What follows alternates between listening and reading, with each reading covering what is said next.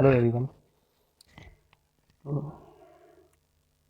सो हम लोग का नेक्स्ट वीडियो है कोशिका के प्रकार से संबंधित, जिसमें फर्स्ट टॉपिक है कोशिका के कितने प्रकार होते हैं।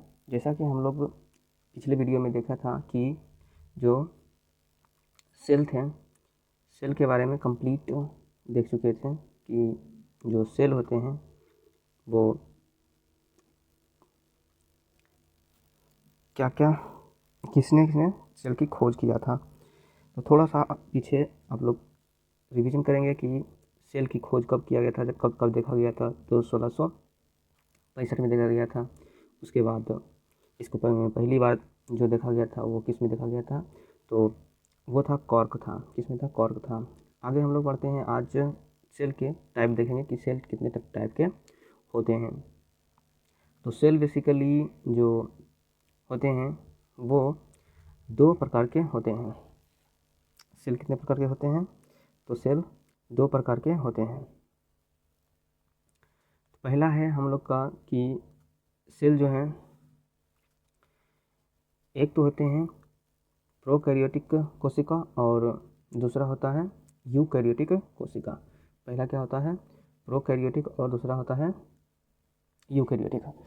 प्रोकैरियोटिक और यूकैरियोटिक किसको बोलते हैं, इसको आज हम लोग डिटेल में देखेंगे कि प्रोकैरियोटिक कैसा होता है, प्रोकैरियोटिक बोलते किसको हैं, प्रोकैरियोटिक पाया कहाँ जाता है, प्रोकैरियोटिक में क्या क्या खासियत होते हैं, यानी कि क्या क्या उसमें देखने को मिलता है। तो देखते हैं प्रोकैरियोटिक। सबसे पहले हम लोग कि प्रोकैरियोटिक बोलते किसको हैं। तो ये है हमारा प्रोकैरियोटिक सेल। ये हमारा क्या है? ये है प्रोकैरियोटिक सेल। प्रोकैरियोटिक सेल दरअसल हम लोग उसे बोलते हैं जो अविकसित होते हैं। प्रोकैरियोटिक क्या होते हैं? अविकसित। प्रोकैरियोटिक की प्रोकैरियोटिक कैसे होते हैं? अविकसित होते हैं। इस तरह से प्रोकैरियोटिक देखने को हमें मिलता है।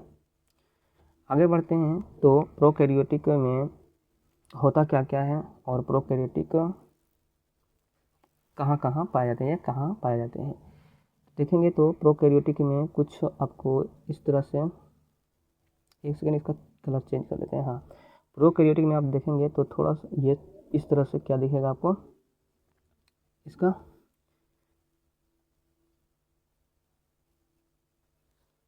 प्रोकैरियोटिक में इस तरह से क्या दिखेगा, पूछ के जैसा, जिसे हम लोग क्या बोलते हैं?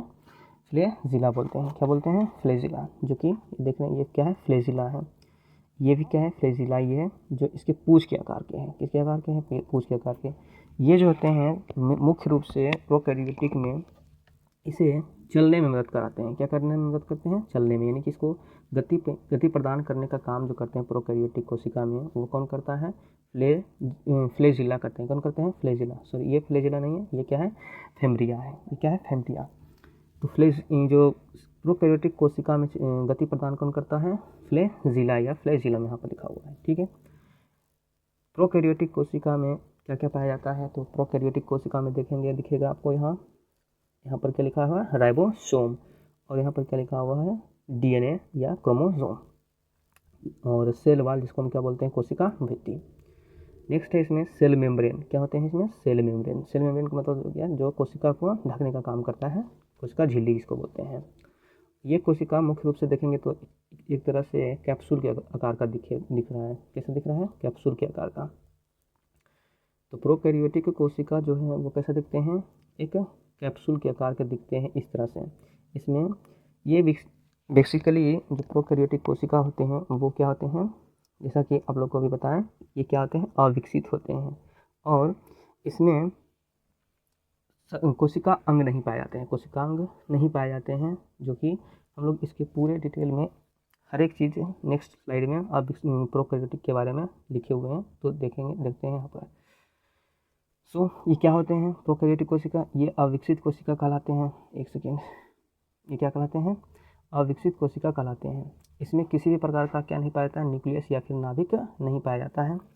और नेक्स्ट पॉइंट है कि इस कोशिका में कोशिकांग नहीं पाया जाता, जो कि अभी जस्ट पहले बताएं।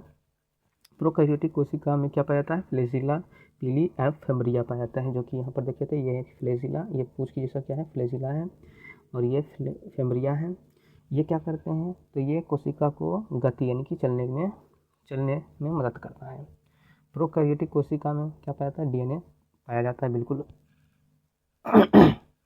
इस कोशिका में कोशिका भित्ति पर जिसे हम क्या देखे थे, सेल वॉल, यहाँ देखेंगे सेल वॉल पाया जाता है।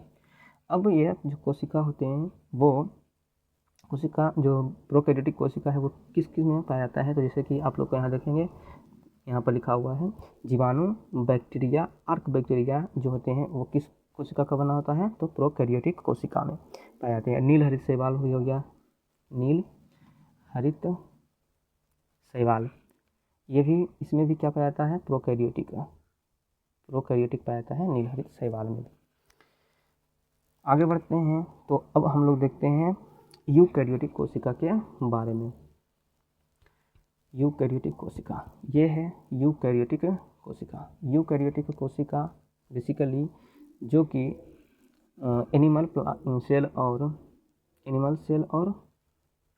मानव सेल, या फिर हिंदी में क्या बोलते हैं, मानव सेल। तो ये जो सेल होते हैं,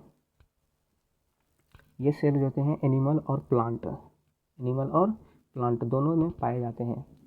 प्लांट सेल जो होते हैं वो कैसे होते हैं, थोड़ा सा इस तरह से आयताकार होते हैं, और जो एनिमल सेल के जो होते हैं वो होते हैं कैसा, गोलाकार होते हैं। इस प्रकार से ये क्या है, एनिमल का और प्लांट का इस तरह से होता है आयताकार में।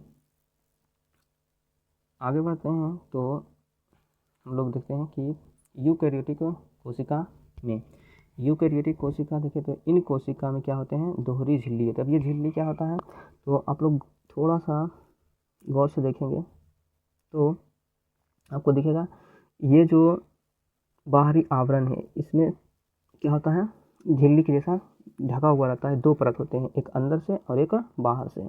इसी को बोलते हैं क्या, इसी को बोलते हैं झिल्ली बोलते हैं।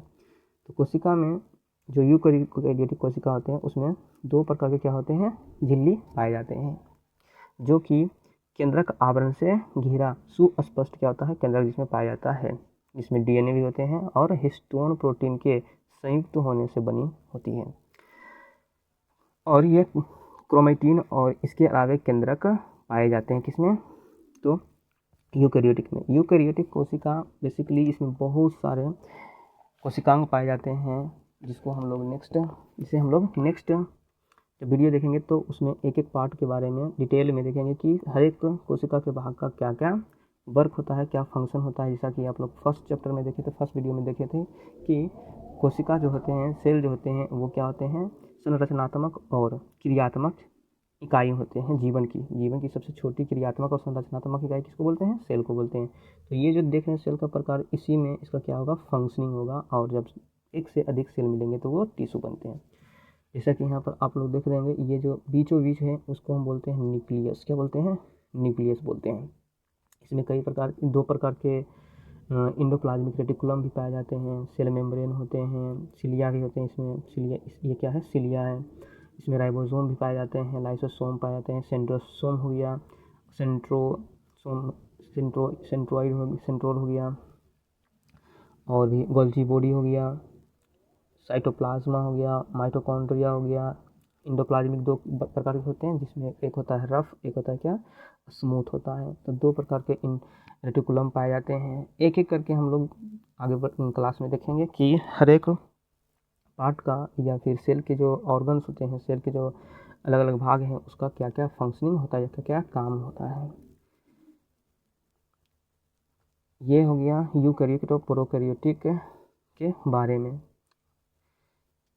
तो आज का क्लास यहीं तक, नेक्स्ट वीडियो में हम लोग देखेंगे। तब तक के लिए थैंक यू। एंड अच्छा लगे क्लास, अगर वीडियो अच्छा लगता है तो लाइक और सब्सक्राइब ज़रूर कर सकते हैं। Thank you and bye bye.